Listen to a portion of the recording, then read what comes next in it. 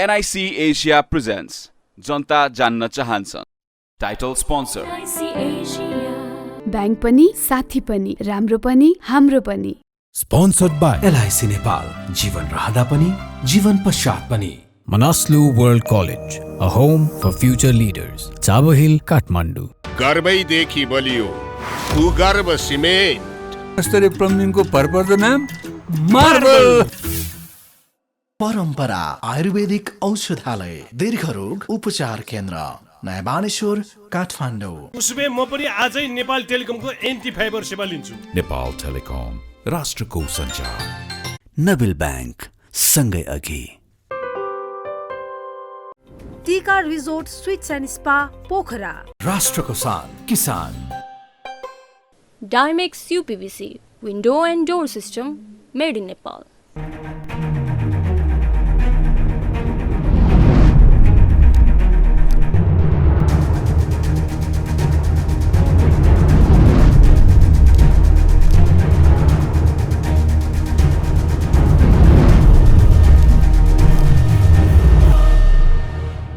आजको जनता जान्न चाहन्छन् कार्यक्रममा हाम्रो बीचमा नेपाल कम्युनिस्ट पार्टी एमालेका परिपक्व नेता केशव बराल हुनुहुन्छ. केशव बरालजी, तपाईँलाई जनता जान्न चाहन्छन् कार्यक्रममा स्वागत गर्दछु. धन्यवाद सर. यतिखेर समाजवादी मोर्चाको चर्चा हुन थालेको छ. एमाले चाहिँ यो मोर्चाप्रति किन कटाक्ष गरिरहेछ, किन आक्रामक रूपमा आइरहेछ, यसको औचित्य छैन, आवश्यकता छैन भने एमाले किन भनिरहेछ? तपाईँ समाजवादी चिन्तक होइन? अब सर्वप्रथम त तपाईँले अहिले धेरै दिनपछि बोलाउनु भयो, धन्यवाद छ. पहिलो नम्बरमा अहिलेको मोर्चा कसरी बनिएको छ भने सत्तारूढ दलको मोर्चा जो सत्तामै छन्, जो सांसद नभएको पार्टीको बेग्लै कुरो हो, जसको सांसद थिए सबै मन्त्री छन्, उहाँहरूको बिचमा मोर्चा बन्नु र नबन्नुमा खासै तात्विक अर्थ केही राख्दैन. र उहाँहरूले बनाउनु भयो, त्यो बनाएको बारेमा मलाई केही टिप्पणी गर्नु छैन. मान्छेले पार्टी एकता गरून्, मोर्चा गरून्, अरू के गरून्, त्यसबारेमा मलाई केही भन्नु छैन. जहाँसम्म एउटा तपाईँले भन्नुभएको कि त्यसबारेमा हाम्रा भनाइ के हो भन्दाखेरि सामान्य हो, केही छैन होइन. सत्तारूढ दलभित्रको विभिन्न राजनीतिक दलको बिचमा चाहिँ मोर्चा बन्यो. मोर्चा भएरै सरकार चल्या छ. मोर्चाकै नेता प्रधानमन्त्री हुनुहुन्छ, देशको कार्यकारी हेड हुनुहुन्छ, देशको कार्यकारी प्रमुख आफै भएको र चाहिँ विभिन्न पोर्टफोलियोमा मन्त्रालयमा पोर्टफोलियोमा भएका मान्छेहरू चाहिँ भएको बिचको मोर्चाको बारेमा यति धेरै गरुङ्गो ढङ्गले बहस छलफल गरेर र चाहिँ देशभरिका र प्रवासमा रहनुभएका दर्शक महानुभावहरूको निम्ति चाहिँ यो कुनै ठुलो कुरो समाजवादी मोर्चाप्रति तपाईँको छ नि होइन, त्यसबारेमा छैन. एमालेलाई समर्थन गर्न तयार छ. यो ठुलो यो विषय नै होइन. विषय नै किन होइन भने चार दल मिलेर मोर्चाबन्दी गरेका छन्. उहाँहरूको संयुक्त सरकार त छँदैछ, उहाँहरूको मोर्चा यसै पनि छँदै थियो.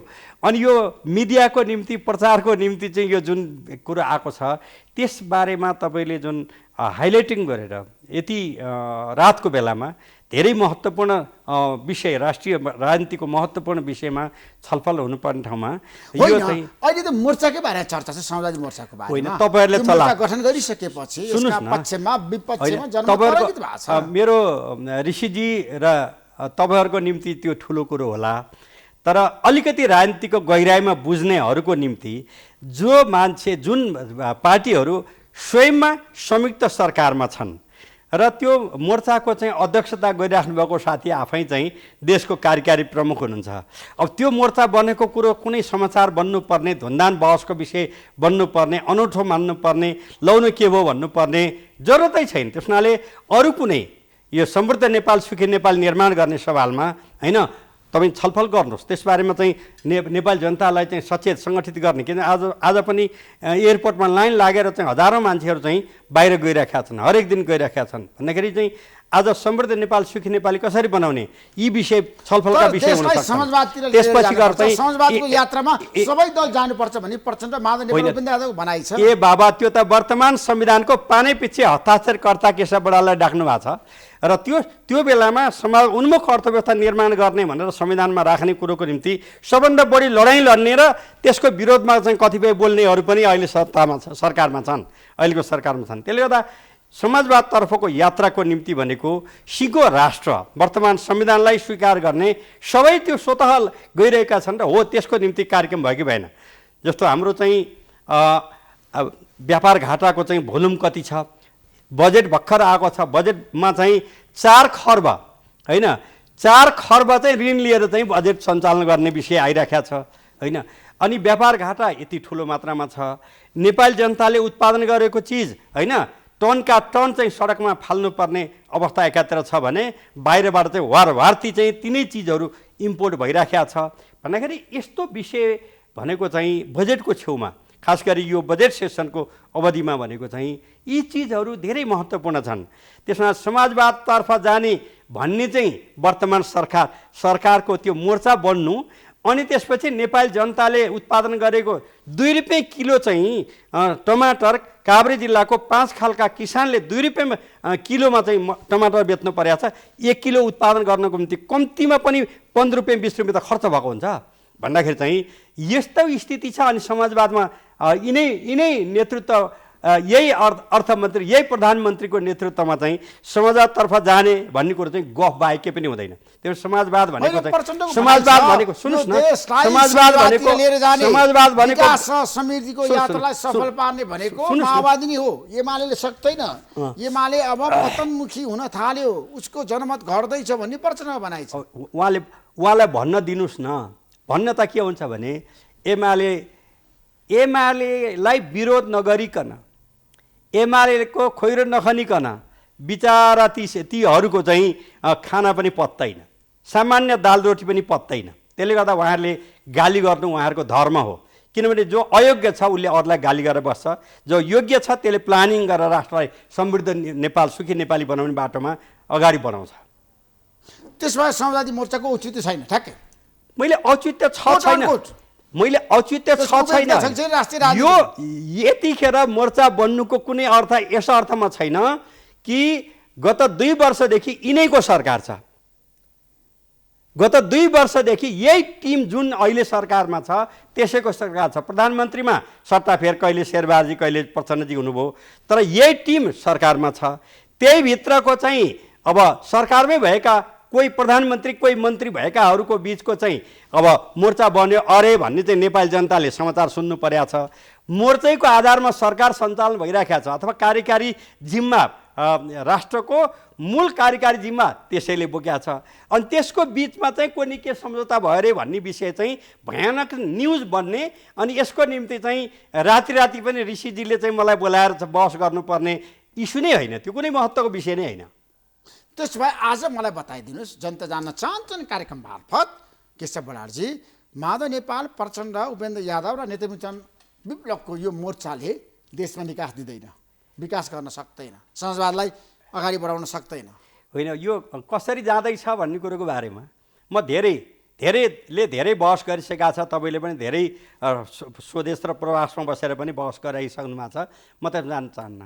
एउटा लोकतान्त्रिक ढङ्गले अगाडि बढ्नुपर्ने ठाउँमा सबभन्दा पहिले अहिलेको बजेटमा होइन जिल्ला निर्वाचन आयोगलाई चाहिँ विघटन गरेर सिडिओ कार्यालयको एउटा कुनाको कोठामा निर्वाचन आयोग राख्ने, अब केही दिनपछि गएर चाहिँ गृह मन्त्रालयको एउटा कुनाको कोठामा चाहिँ निर्वाचन आयोगलाई राख्ने प्रोसेसमा उहाँहरू हुनुहुन्छ भने यो कुन बाटो जाँदैछ, यो चाहिँ लोकतान्त्रिक बाटो छ कि छैन भन्ने कुरोको बारेमा गम्भीर प्रश्न उठ्या बेलामा तपाईँले समाजवादको कुरा गर्नुभयो, त्यो त ठुलो कुरो भइहाल्यो। प्रतिनिधि सरकारले अब देशमा छ नि विकास गर्न सकिन्छ, भ्रष्टाचार अन्त्य गर्न सकिन्छ, सुशासन दिन सकिन्छ, जनता खुसी हुन्छ कि हुँदैन? अब यो सरकारले गरेको 7 महिनाको मूल्याङ्कन तपाईँ गर्दाखेरि राम्रो कि नराम्रो? अब मैले त्यतातिर जानुभन्दा पनि सबभन्दा पहिले तपाईँ पनि जानुभयो, हाम्रो देशबाट 120 जनाको जम्बो टोली भारत भ्रमणमा गयो।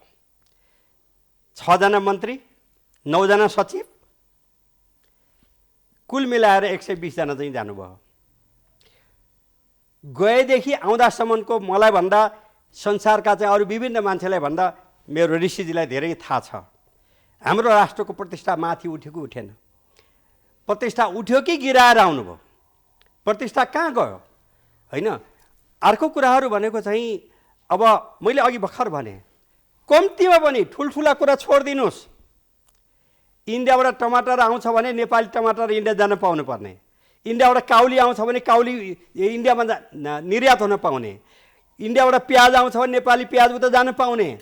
यतिसम्म गरेको भए पनि अलिकति भए पनि व्यापार घाटाको भोल्युम घट्थ्यो होला। त्यो केही पनि छैन, त्यो केही पनि छैन भनेपछि चाहिँ अर्को कुरा के छ भने अब यो व्यापार घाटा हाम्रा दुवै छिमेकी 1408 किलोमिटर सिमाना जोडिएको चीनसँग नि व्यापार घाटा छ, भारतसँग पनि 1880 किलोमिटर सिमाना जोडिएको व्यापार घाटा छ। त्यो व्यापार घाटा न्यून गर्नको निम्ति कमसेकम चाहिँ किसानले उत्पादन गरेको होइन तरकारी फलफुल इत्यादि इत्यादि इलामको चिज काठमाडौँ ल्याउनुभन्दा दार्जिलिङ बेच्न सस्तो पर्छ।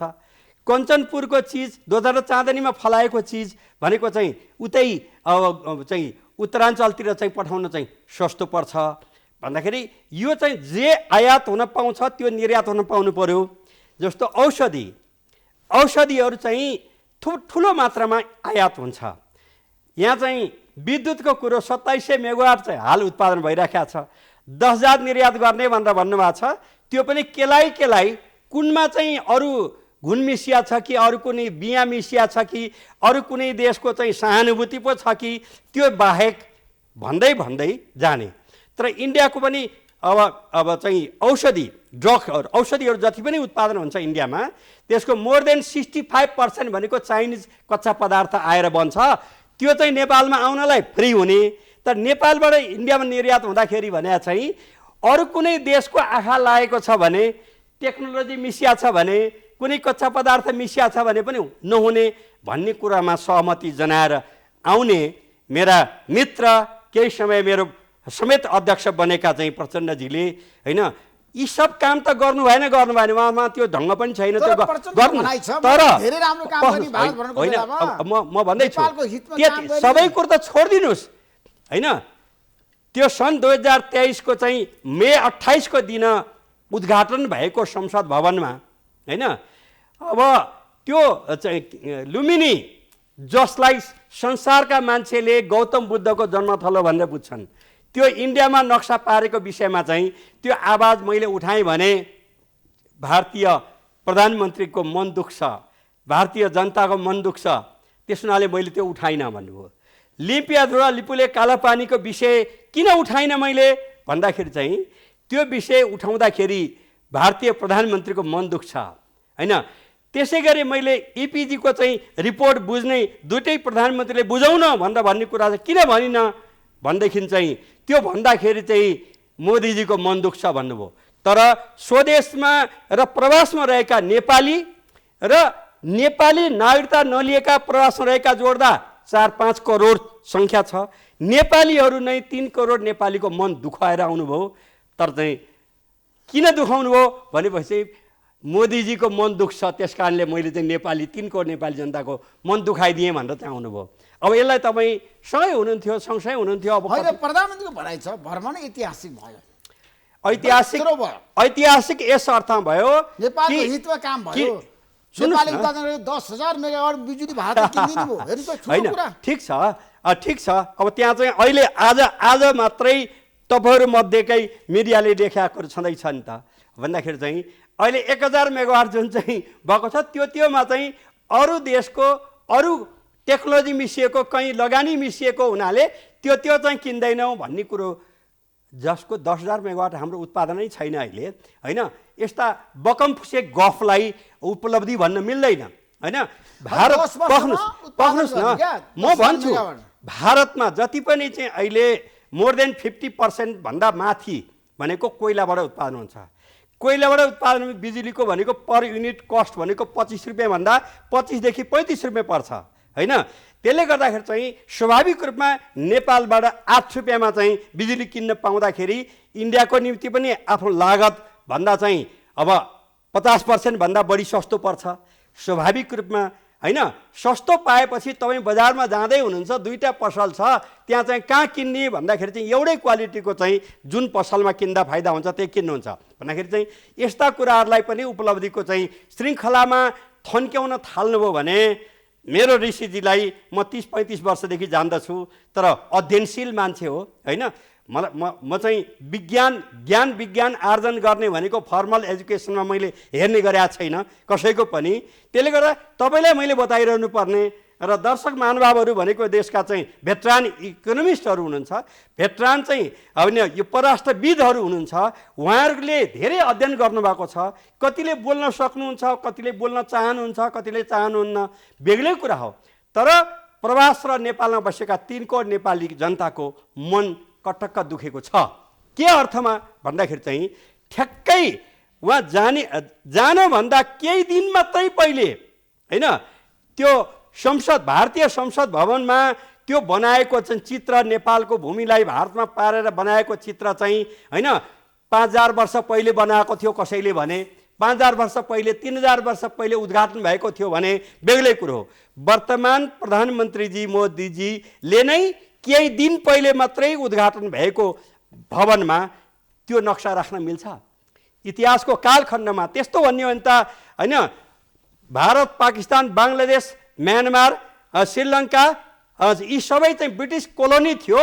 ब्रिटिसको नक्सामा त्यहाँ राख्न मिल्छ? मिल्दैन नि त, ब्रिटिस कोलोनी भएर बस्या हो ती देशहरू भन्दाखेरि चाहिँ यस्तो खालको चाहिँ यस्तो निर्लज्ज म भन्छु। हामी त्यो कोनिका खाएर भए पनि आधा पेट खाएर भए पनि स्वाभिमान जोगाएको हाम्रो देश हो। ब्रिटिस साम्राज्यवाद जसले चाहिँ सिँगै संसारको आधाभन्दा बढ्ता भूभागलाई कब्जा गरेको थियो, अहिले पनि तपाईँलाई थाहा छ होइन।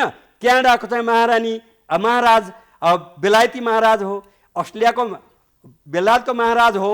त्यस्तो स्थिति भएको बेलायतको बेलामा पनि लडाइँ लडेर, भोकै बसेर पनि लडाइँ लडेर, तपाईँ चाहे विभिन्न मोर्चामा लडाइँ लडेर राष्ट्रिय स्वाधीनता, राष्ट्रिय एकता, राष्ट्रिय अखण्डतालाई जोगाउँदै अगाडि बढेको देश नेपाल हो।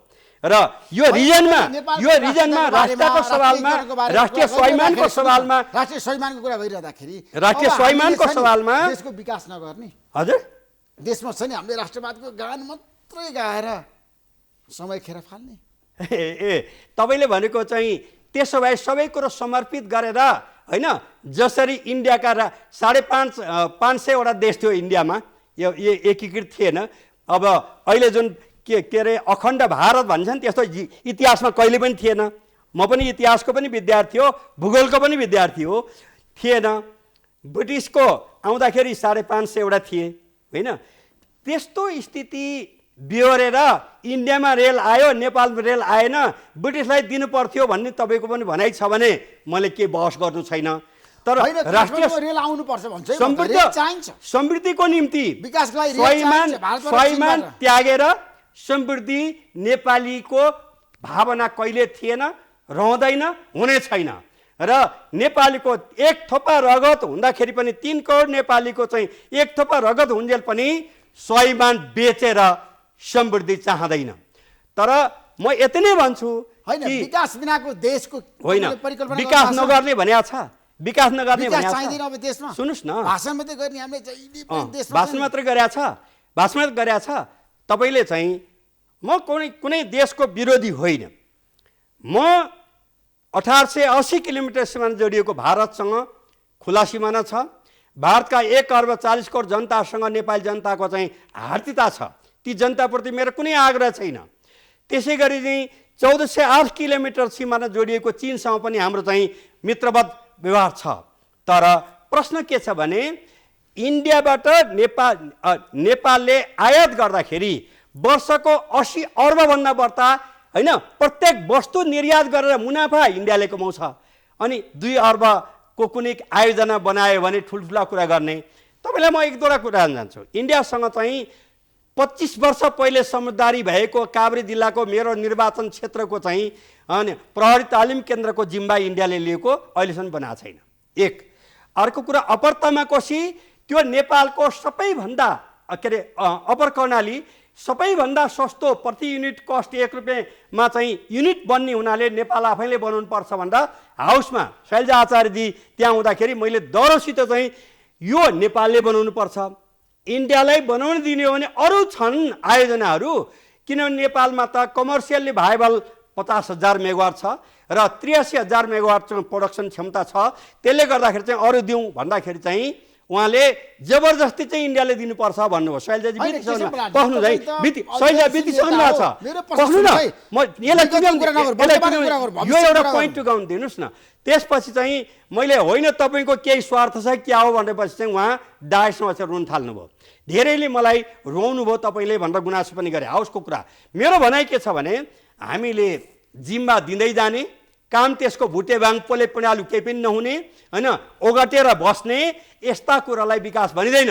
विकास भनेको जिम्मा लिएपछि तोकिएको दिनमा सुरु गर्ने र तोकिएको दिनमा अन्त्य गर्ने गरी चाहिँ विकास हुनुपर्छ। एक अर्को कुरा, इन्डियाबाट चाहिँ महानाकाबन्दी हुँदाखेरि पनि होइन तरकारी कुहिएर फाल्नुपर्ने, सीमावर्ती क्षेत्रमा खाल्टो खनेर तरकारी गाडिया तपाईँलाई पनि याद छ, राम्रैसँग याद छ। त्यो हो म भन्छु जे आयात हुन्छ त्यो विषय निर्यात हुन पाउनु पर्यो, समृद्धि त्यसले ल्याउँछ। अहिले चाहिँ अब उताबाट जति पनि आउन पाउने तरकारी जन्य पदार्थहरू नेपालबाट पठाउँदाखेरि चाहिँ कलकत्तामा लगेर क्वारेन्टाइन टेस्ट गर अनि मात्रै बनाएको छ। हेर्नुहोस् होइन, म अखिल नेपाल किसान सङ्घको पनि 41 सालमा केन्द्रीय कोषाध्यक्ष, त्यसपछि 47 मा महासचिव, त्यसपछि अध्यक्ष भएको मान्छे हो र धनकुटाको सिन्धुवा भन्ने ठाउँबाट चाहिँ बन्दाकोपी निर्यात गर्ने कुरामा समझदारी भएको, तर फुलकोपी निर्यात गर्नु पर्यो भनेदेखि चाहिँ कलकत्तामा गएर टेस्ट गरेर ल्याऊ भने आउँछ, त्यो बेलासम्म त कुहिसक्छ। होइन, राष्ट्रिय गीतको कुरा गरेको मैले तपाईँलाई किन भन्दा हामी नेपाली जनताहरू छ नि राष्ट्रियताप्रति छ नि एकदम समर्पित छौँ। राष्ट्रियता भनेको मुटुभन्दा प्यारो छ हो। तर मेरो प्रश्न कहाँनिर भन्दाखेरि यो देशमा छ नि आजको एजेन्डा भनेको विकास र समृद्धि हो, प्रगति र उन्नति। ठिक छ, समृद्ध नेपाल, अन्त्य र समृद्ध नेपाल, सुखी नेपाल नै आजको चाहिँ बेसिक विषय हो। त्यसैले हामीले छ नि राष्ट्रियताको गीत कहिलेसम्म गाइरहने, यो प्रश्नको उत्तर दिनुहोस्। होइन, कहिलेसम्म भारतसँग हाम्रो समस्या छ, ठिक छ, सीमा विवाद छ। समृद्धि भनेको चाहिँ राष्ट्रिय आत्मसमर्पणले समृद्धि आउँछ भन्ने तपाईँको विश्वास हो? राष्ट्रिय हेर्नुहोस्, म भियतनाम र भुइँचार भन्ने मैले लेखेको किताब पढिदिनु होला, खोजिदिनु होला होइन। त्यहाँ चाहिँ हामी समृद्धि र शिक्षाको निम्ति चाहिँ आउँछौँ भनेर फ्रान्सले उपनिवेश बनायो, तर 100 वर्षको अवधिमा फ्रान्सको चाहिँ के अरे भियतनामको चाहिँ 94% निरक्षर अवस्थामा थिए फ्रान्सले छोडेर जाँदाखेरि चाहिँ। त्यसले गर्दाखेरि चाहिँ समृद्धि र स्वाभिमान अलग अलग कुरा होइनन्।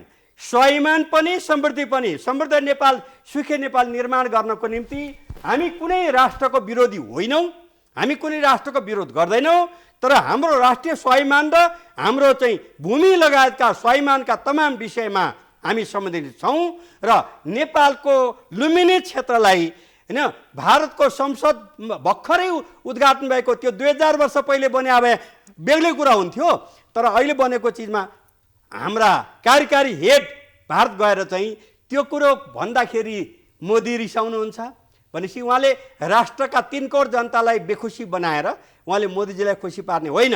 मोदीजीले हामीले पनि बेखुसी पार्न चाहेको होइन, तर नेपालको स्वाभिमान र नेपालको हितभित्र रहेर मात्रै हाम्रो मित्रता चाहिँ सबैसँग रहन्छ। हामीले चाहिँ विकासको कुरा त भारतबाट चीनबाट हामीले सहयोग लिनै पर्छ, बस आजको आवश्यकता हो। बिल्कुल पर्छ, मान्नुहुन्छ तपाईँ? बिल्कुल पर्छ, तर स्वाभिमान राखेर। हजुर, पोखरा अन्तर्राष्ट्रिय एयरपोर्ट बिआरआई अन्तर्गत बनेको हो भनेर चीनको भनाइ आयो, तपाईँ के भन्नुहुन्छ?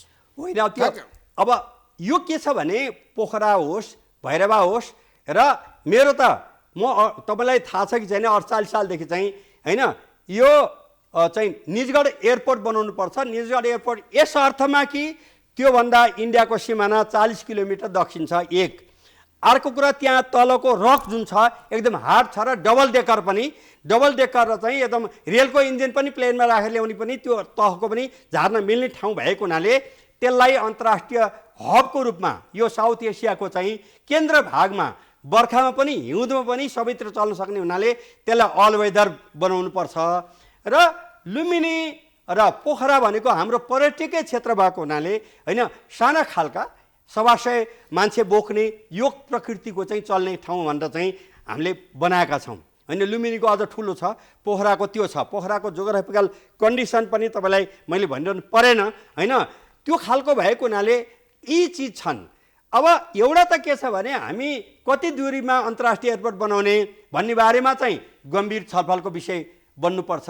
जहाँ बनिसक्यो मलाई केही भन्नु छैन, त्यसलाई जति सका भारत चीन लगायतका अन्तर्राष्ट्रिय मित्रहरूलाई मेरो निवेदन गराइ के छ भने नेपाल जस्तो देशको समृद्धिको निम्ति त्यसलाई एयर रुटलाई पनि दिनलाई कन्जुस्याइ नगर्नको निम्ति मोदीजीलाई, भारतीय मित्रहरूलाई, भारतीय प्रशासकहरूलाई, भारतीय जनताले चाहन्छन् त्यो दिए हुन्थ्यो भन्ने हैन।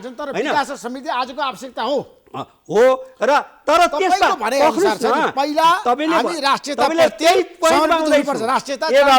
बिना सुन्नुस् न, देशको अब अहिले एउटा विषय नेपालका कार्यकारी प्रमुख प्रचण्डजीले राख्नुभयो, लुम्बिनीको प्लेन चाहिँ यता सिमरादेखि होइन त्यतैबाट जान पाउने गरी मिलाउनुहोस् भन्दाखेरि पनि ओके गरेका छैन हैन।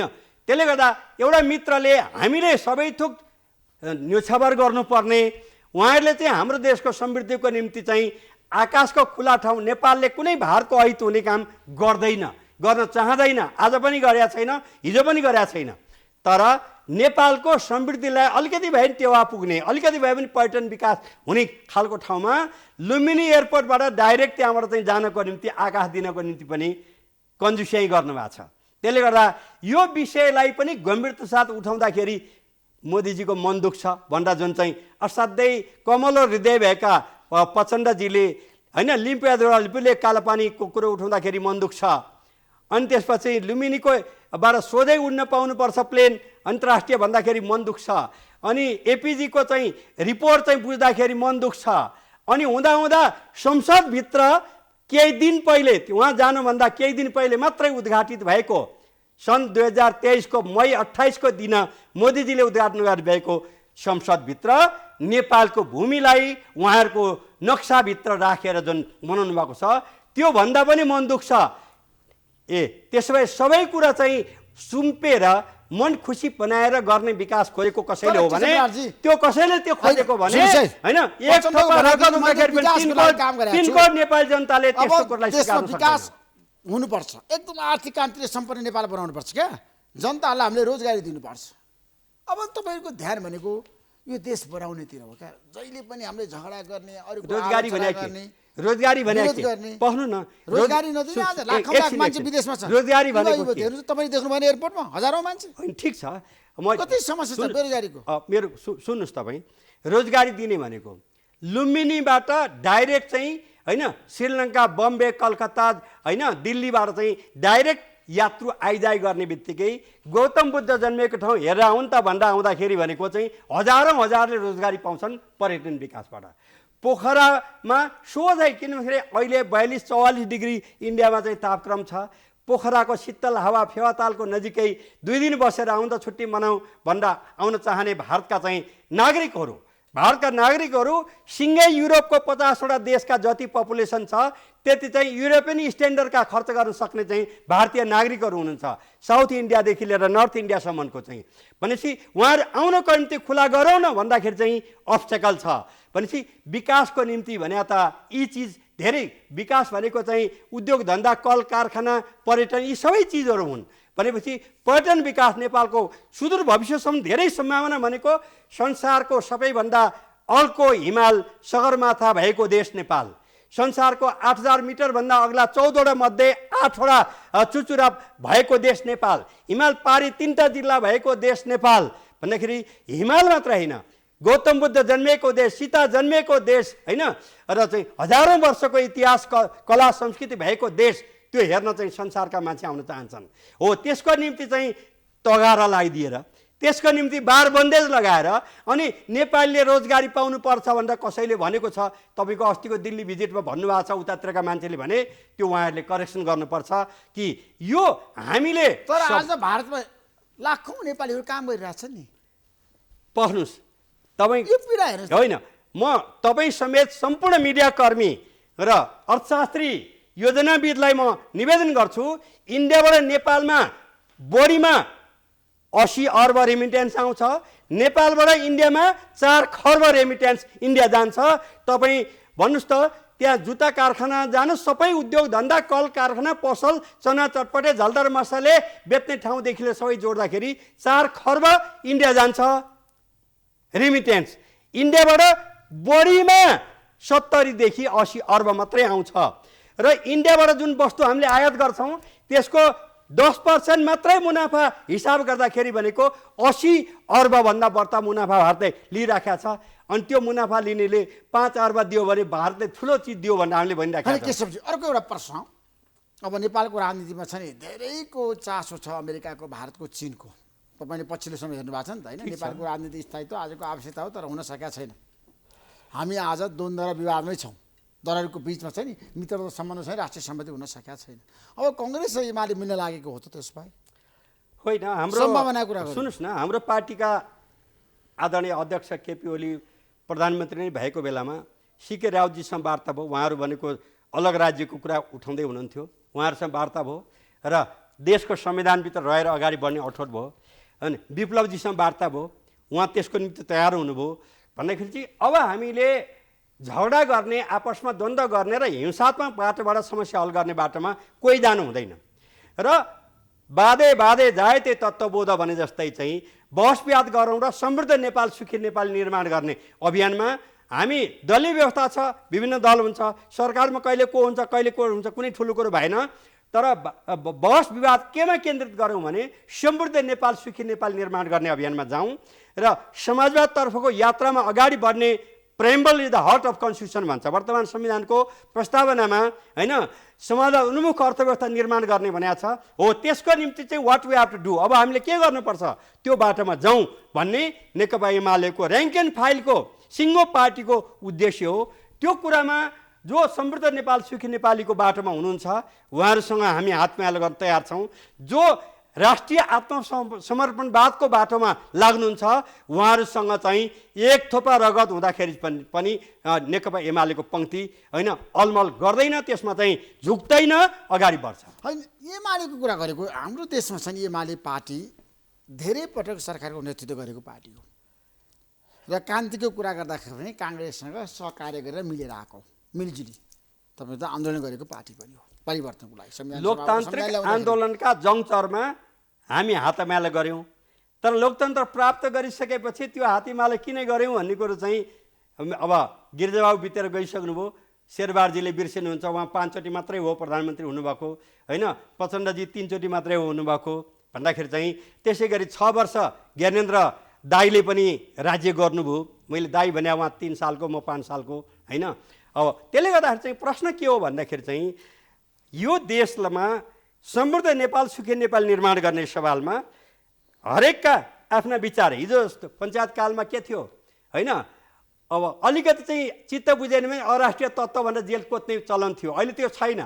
आफ्नो विचार राख्न पाइन्छ, तर राष्ट्रिय स्वाधीनता, राष्ट्रिय एकता, राष्ट्रिय अखण्डता, सार्वभौमता, लोकतन्त्र, समृद्ध नेपाल, सुखी नेपाल निर्माण गर्ने अभियानमा हामी हरेक नेपाली जुनसुकै राजनीतिक दल, स्वतन्त्र नागरिक, पत्रकार सबै बुद्धिजीवी, प्राध्यापक, इन्जिनियर सबै एक भएर अगाडि बढ्नुपर्ने अवस्था छ हो। त्यसको निम्ति तपाईँहरूको मिडियाको क्षेत्रबाट पनि बल पुगोस् भन्ने म अनुरोध पनि गर्न चाहेँ। त्यसमा नागरिकता विधेयकको बारेमा चर्चा गर्न चाहन्छु। यो विधेयक छ नि राष्ट्रपतिको जुन एउटा निर्णय भयो, राष्ट्रपतिले प्रमाणीकरण गर्नुभयो, त्यसपछि तपाईँहरूले अवरोध गर्नुभएको छ। तपाईँहरू यो विधेयकको विपक्षमा हुनुहुन्छ, सर्वोच्चमा विचाराधीन मुद्दा हो यो, सर्वोच्चले सुन्नुहोस् न निर्णय गर्नुपर्छ भने तपाईँले पनि छ। नेपाली जनताको बिचमा चाहिँ जस्ता जस्तै लैजानुहोस् न।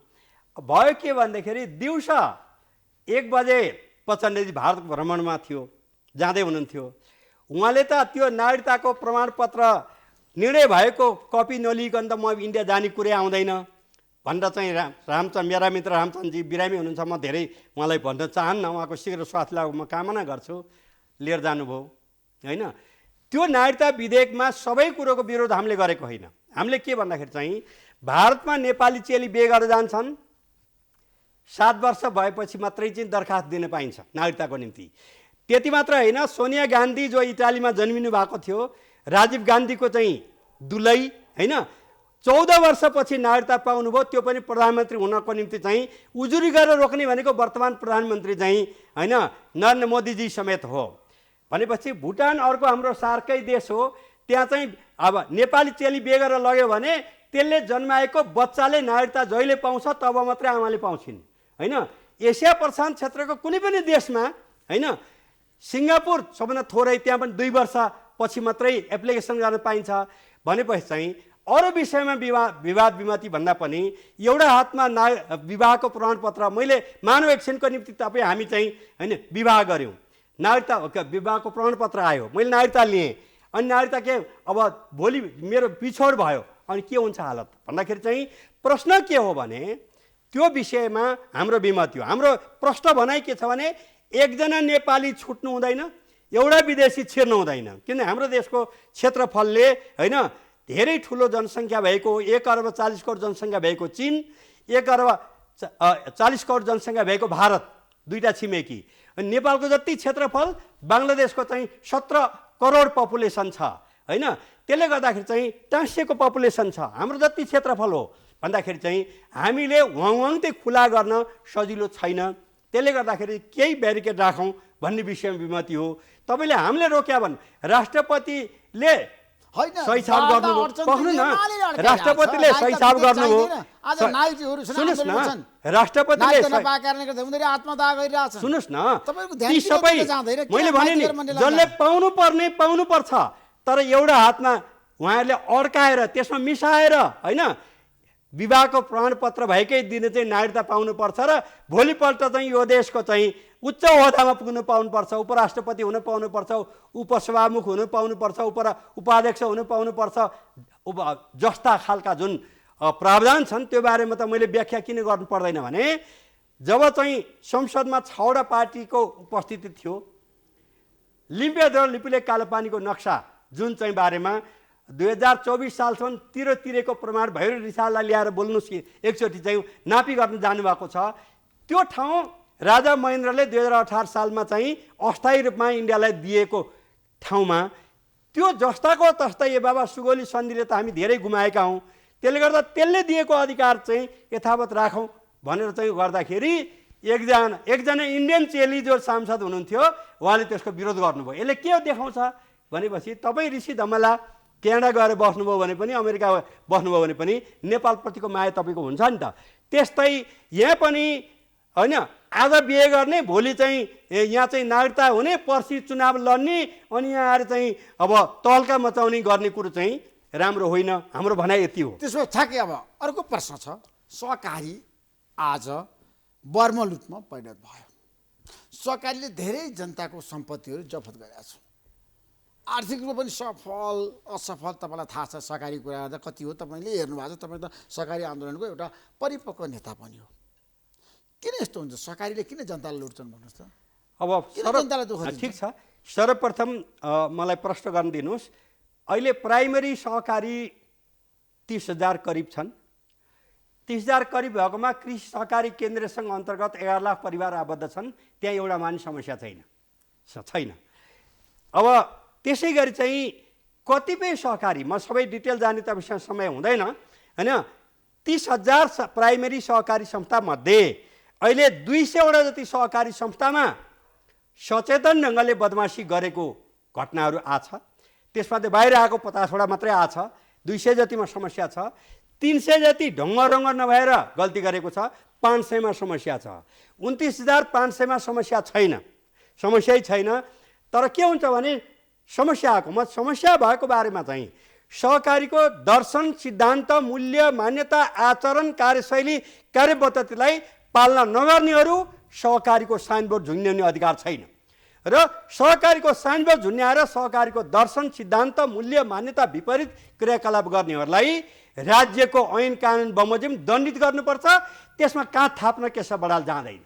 त्यसो भए अहिलेको सहकारीको कुरा गरेको सहकारीले किन जनता लुटिरहेको छ? किन जनतालाई दुःख एउटा पोइन्ट, केहीले बदमासी गरे भने भयभरका सहकारी त्यस्तै हुन् कि भन्नु हुँदैन।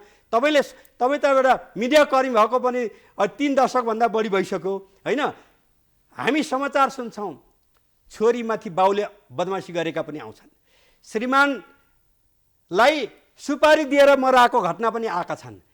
तर यही समाजमा छोरीको ज्यानको निम्ति बाउले आफ्नो कलेजो काटेर दिएको पनि त छ होइन। त्यसै गरी श्रीमानको ज्यान जोगाउनुको निम्ति चाहिँ आफ्नो कलेजो झिकेर श्रीमानको जीवन जोगाएको समाचार त आजै मात्रै पनि आएको छ भन्दाखेरि चाहिँ सबै उस्तै भन्ने हुँदैनन्। त्यसनाले सोसाइटीमा के हुन्छ भने सबै खराब पनि हुँदैनन्, सबै राम्रो पनि भइदियो हुन्थ्यो भन्ने चाहना हो तपाईँको पनि मेरो पनि धेरैको।